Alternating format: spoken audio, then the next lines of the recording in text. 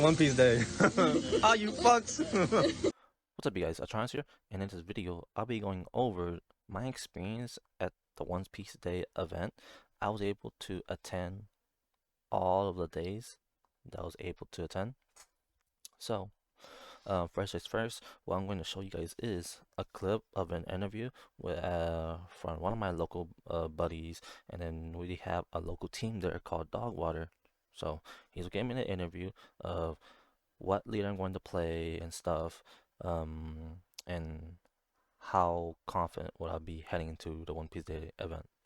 But before I start the video, you're gonna clearly see me holding the black purple Luffy leader. Unfortunately, my red purple kid leader wasn't in a slab during the time, but it was in my backpack, so it's in there. So without any further ado, I'll start the video now. Hey, this is Team DawgWater. Right now, we'll be stopped by a first place. What leader are you going to represent for the next year? Most likely, I'll be playing Wrestling Kid, but it's not in the snap right now. I'm going to show Black Pepper Luffy. If I do get the side events, I'll be playing Black Pepper Luffy. But main event, Black Pepper Kid.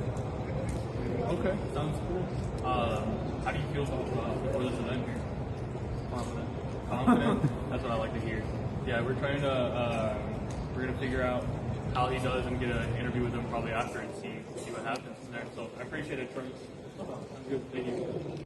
So unfortunately, I was not able to get out of the waitlist into the One Piece Day event, main event for both Saturday and Sunday. Sunday I was caught off short by 10 people. Saturday I saw the line. There was no chance I'll be able to get in, so I just skipped that line immediately.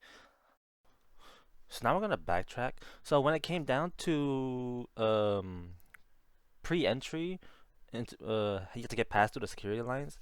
It was very packed. Me and my friend wanted to go really early so we get into the waitlist to have a chance to get into a main event for both Saturday and Sunday.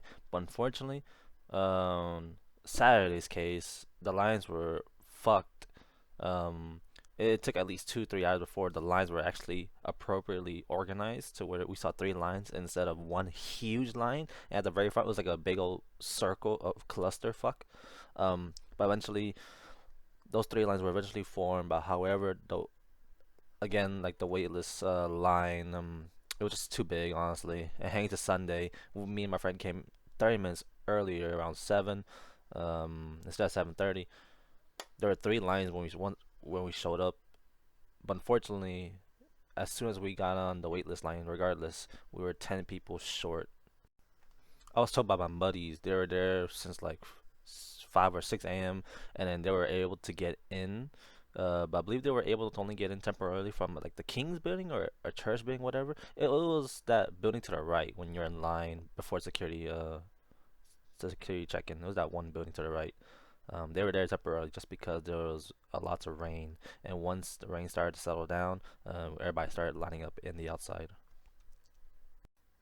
So once getting past the security line and then just checking in overall from the general mission, I was finally able to get my goodie bag that had the sealed promo pack for the Luffy, Zoro, and the Edo Utadon, which are all 3 nice cards overall. And crazy enough, people were trying to sell the Utadon or buying it for $100 each card alone.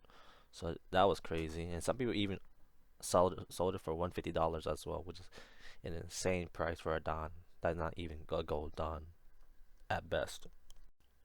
So after getting our goodie bags, we were able to look around, look at the map that they gave us in the goodie bag, and there was also a scavenger hunt map that shows the layout of the entire setting. So right side you see is where we were able to get in, get checked in and whatnot. The south building from the map, that was the competitive building, and the other side is the main building with all the exhibits and stuff, the concert and stuff. And then on the opposite side of the security line or check-in or whatever, that's where the food trucks are if you were able to get hungry, food vendors and stuff. So the only problem I had with this was that I wish it was a bridge. Just go from the big building to the other big building, because having to walk all around in the cold was brutal sometimes. When you have a friend from here, hey look, you have another friend from there, oh, time to go over here, oh, you're from here to that one building, you gotta trade. is lots of walking overall. And after Googling some certain time frame time slots, I was able to find out from their main website of where you can see all the One Piece day details. These were the day one schedules on the main stage, basic concert and stuff. For those who didn't actually know, at every 11 a.m. for day one and day two, if you were to be sitting down, you will be getting that chopper card, the green one, and that's I think that was the only way to actually get it for the most part. But there are nice concerts from what I saw from Twitter. I saw the We Are concert. They're singing. I really wish I was there for the Memories and the We Are one. Unfortunately, I was elsewhere in line. For example, like the retail store. Um, but I was able to listen to it and hear it. Um, there was the Chopper big plushy looking one from the Chopper voice actor as well. So that's nice to see. Um, And then towards the end of the venue, really, for day two Sunday, there was supposed to be a drone show, but unfortunately, it got canceled due to, if I'm correct, technical difficulties or even the weather problem. So it was raining, so I wouldn't be surprised if they couldn't make it work regardless. Heading to the main building where there was all these exhibits or whatnot, I was able to find a big, huge Luffy statue, which was really nice to see. It was a main concert stage where they're gonna be performing, which was really nice to see. There were also figurines and stuff as well. I like the Big Mom in particular, and then there were things such as carved out poses, cards of. So I decided to pose with Uta and Nami. But besides those, there was a manga gallery and a manga book place where you could read the One Piece mangas, but I didn't get a picture of those there, unfortunately. But besides that, for the retail line, there was a wait list. So unfortunately, for those who didn't know, until your time was coming up, for example, I got to 12 to 12:30. You didn't have to wait in line. Honestly, when 12:30 hit, you can go up and skip the entire people waiting as long as you have the 12 to 12:30 line. So that's what I did. I walked around, and when it came down to my time coming up next, I just came up, say, hey, I have this time. They just let me skip the entire people because they have different time frames. So when I was walking around, I was able to find this little sign that said you're able to battle Gavin. And I know Gavin is a commentator or announcer, caster for Japan. So I'm like, oh cool! If I get to battle, I'm gonna get to show off either my black purple Luffy or my red purple Kid. So I came there Saturday for their second session, which was the 1 p.m. to 1:45 p.m. But unfortunately, it was already full from a wait list that occurred at 10 a.m. that day. So I was very unfortunate. So I figure I'll just come back tomorrow on time, 10 a.m. if I don't get on the wait list. And so that's actually what I did. Sunday, I was the third person in line to play against him, and then that's what happened. I played against him in that match. It was my red purple Kid versus a deck of my choosing.